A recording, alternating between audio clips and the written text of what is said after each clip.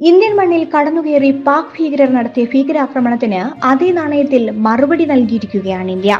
അജിത് ഡോവൽ എന്ന ബുദ്ധി കേന്ദ്രത്തിനും മോദിക്കും സൈന്യത്തിനും രാജ്യം നന്ദി അറിയിച്ചു. ഓപ്പറേഷൻ സിന്ദൂർ എന്ന പേരിട്ട സൈനിക നടപടിയിലൂടെ ഒരു രാത്രിയിൽ 9 കേന്ദ്രങ്ങളെയാണ് ഇന്ത്യ ലക്ഷ്യം വച്ചത്. ഈ സൈനിക നീക്കത്തിന് ഓപ്പറേഷൻ സിന്ദൂർ എന്ന പേര് നൽകിയതിന് പിന്നിലും വൈകാരികമായ കാരണമുണ്ട്. പ്രധാനമന്ത്രി നരേന്ദ്രമോദിയാണ് ഈ പേര് തിരഞ്ഞെടുത്തത്.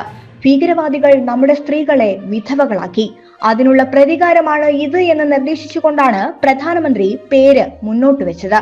ഏപ്രിൽ 22-ന് പഹൽഗാമിലെ ബൈസരാൻ താഴ്വരയിൽ വിനോദസഞ്ചാരികൾ ഉൾപ്പെടെ 26 നിരപരാധികളെയാണ് തീവ്രവാദികൾ വെടിവെച്ചു കൊന്നത്. പുരുഷന്മാരെയാണ് ഭീകരർ തിരഞ്ഞെടുത്തത് എന്നതും ശ്രദ്ധേയമാണ്. കുടുംബാംഗങ്ങൾക്ക് മുന്നിലിട്ട് അവർ അവരെ കൊന്നു. 20-ലധികം കുടുംബങ്ങളെ അവർ അനാഥമാക്കി, കുട്ടികളെ അനാഥരാക്കി, സ്ത്രീകളെ വിധവകളാക്കി.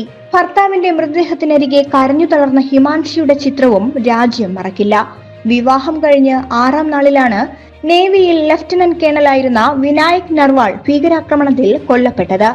വിവാഹശേഷം മധുവിധു ആഘോഷിക്കാനായിരുന്നു ഇരുവരും കാശ്മീരിലെത്തിയത്. വിനായക് നർവാളിന്റെ മൃതദേഹത്തിൽ അരികിലിരുന്ന ഹിമാൻഷിയുടെ ചിത്രം ഏറെ ശ്രദ്ധ നേടിയിരുന്നു. ഇതിനെല്ലാമുള്ള പ്രതികാര മറുപടി എന്ന നിലയിലാണ് ദൗത്യത്തിന് ഓപ്പറേഷൻ സിന്ദൂർ എന്ന പേരു നൽകിയത്. പഹൽഗാം ഭീകരാക്രമണത്തിന് ഇന്ത്യ തിരിച്ചടി നൽകിയതിന് പിന്നാലെ നീതി നടപ്പാക്കി ജയ് ഹിന്ദ് എന്നാണ് സൈന്യം എക്സിൽ കുറിച്ചത്. തിരിച്ചടിക്കാൻ തയ്യാർ, ജയിക്കാൻ പരിശീലിച്ചവർ എന്ന തലക്കെട്ടിൽ മറ്റൊരു വീഡിയോയും സൈന്യം പങ്കുവച്ചിരുന്നു. കരവ്യോമ നാവികസേനകൾ സംയുക്തമായിട്ടായിരുന്നു ആക്രമണം നടത്തിയത്. ഭീകര കേന്ദ്രങ്ങൾ കൃത്യമായി കണ്ടെത്തിയ ശേഷമായിരുന്നു സൈന്യത്തിന്റെ തിരിച്ചടി. ജെയ്ഷെ മുഹമ്മദ് സ്വാധീന മേഖലയിലായിരുന്നു ആദ്യ ആക്രമണം.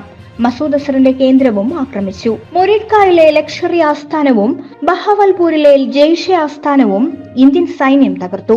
ആക്രമണത്തിൽ 30 ഭീകരർ കൊല്ലപ്പെട്ടുവെന്നാണ് പ്രാദേശിക മാധ്യമങ്ങൾ റിപ്പോർട്ട് ചെയ്യുന്നത്.